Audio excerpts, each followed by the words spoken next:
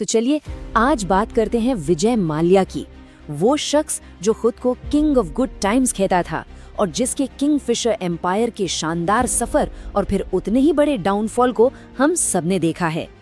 और ये कहानी शुरू होती है एक ऐसी बात से जो शायद हम सबको कहीं ना कहीं चुभती है कि जब कर्ज की बात आती है तो अमीर और गरीब के लिए नियम अलग अलग क्यों होते हैं। आखिर ऐसा क्या होता है कि अमीर जब लोन नहीं चुकाते तो सिस्टम झुक जाता है।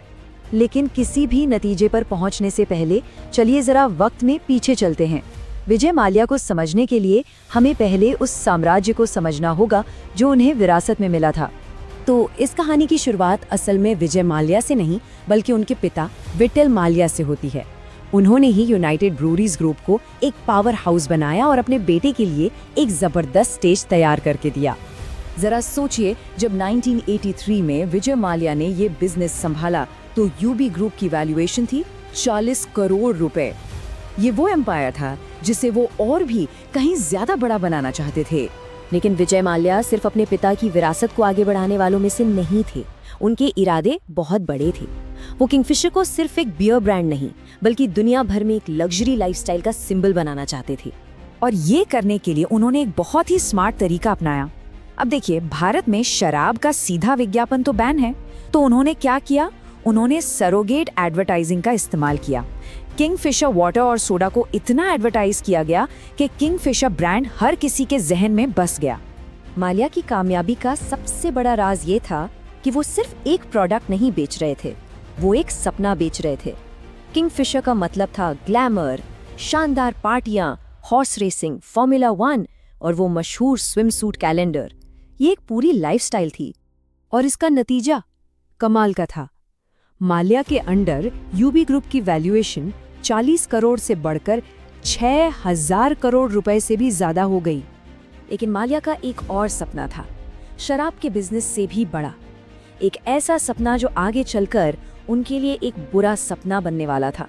अब सवाल ये उठता है कि कोई अपने अरबों डॉलर के साम्राज्य को एयरलाइन इंडस्ट्री जैसे मुश्किल बिजनेस में क्यों डालेगा। कहते हैं कि माल्या अपने शराब कारोबारी वाली इमेज से बाहर निकलना चाहते थे और ये भी कहा जाता है कि वो अपने बेटे को उसके 18वें जन्मदिन पर एक एयरलाइन गिफ्ट करना चाहते थे। बस इसी सोच के साथ 2005 में किंगफिशर एयरलाइंस ने उड़ान भरी। लेकिन उनके इंटरनेशनल प्लान्स के बीच एक कानून आ गया।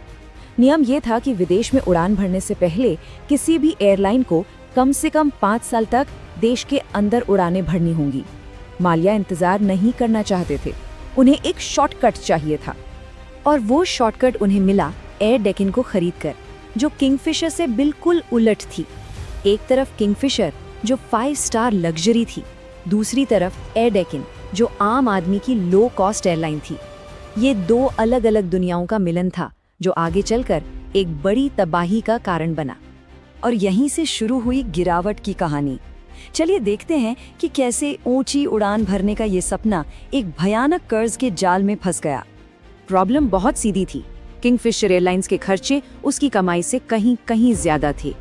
महंगी टिकटों और लग्जरी सर्विस के बावजूद इस एयरलाइन ने अपनी पूरी जिंदगी में एक बार भी मुनाफा नहीं कमाया।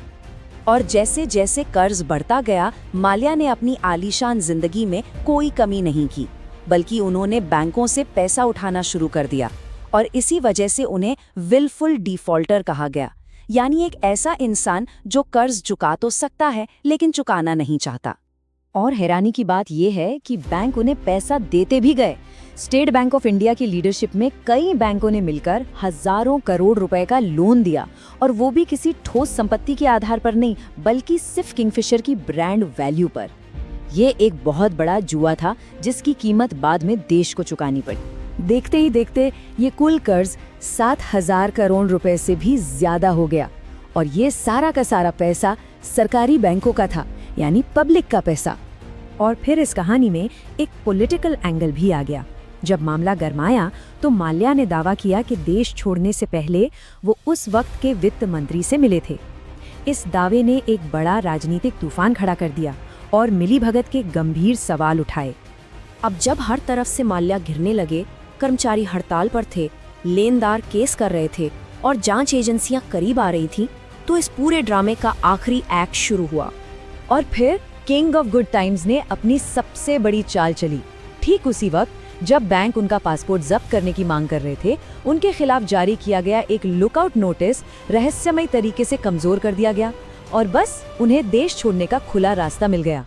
2 मार्च 2016 विजय माल्या लंदन की फ्लाइट पकड़ लेते हैं और ठीक अगले ही दिन सुप्रीम कोर्ट में ये सुनवाई होनी थी कि उन्हें देश छोड़ने से रोका जाए या नहीं, लेकिन तब तक बहुत देर हो चुकी थी।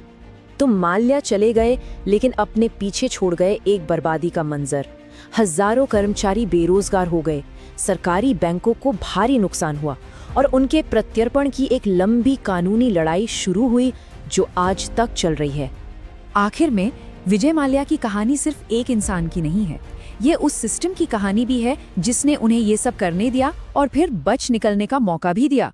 और ये हमें एक बहुत ही जरूरी सवाल के साथ छोड़ जाती है कि जब कोई सिस्टम इस तरह फेल होता है तो असली जवाबदेही किसकी होती है।